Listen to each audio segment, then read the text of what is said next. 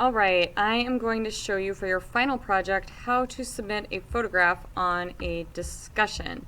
So here we go. If we go to Week at a Glance, alternatively you could go to Modules. This is your final portrait assignment and it should take you to a discussion. For the discussion you're going to press Reply instead of Submit. And you want to embed your image, which can be a little bit confusing, but it makes it really easy for everyone to see it. So I'm going to go to Canvas, and I'm going to go to My Files, Upload File, and then it'll take me to my desktop, my pictures, so I can choose any of my art that I have done. That I want to submit for my final portrait. Then I can go to Open. Now the last part that could be a little tricky is this part at the bottom here, Update, and sometimes that doesn't show.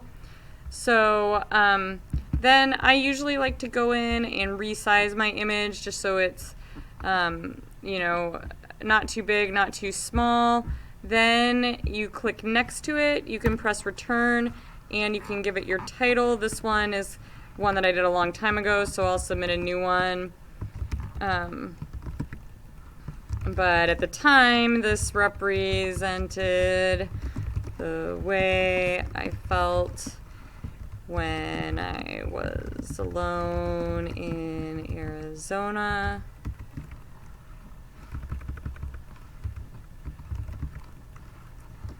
I mashed up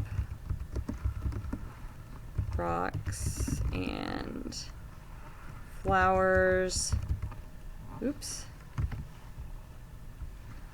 I'll put Palo Verde flowers, Verde tree flowers to make the paint. This is most like a I'm gonna say like a Man Ray because it is representational and the least traditional, but I feel it expresses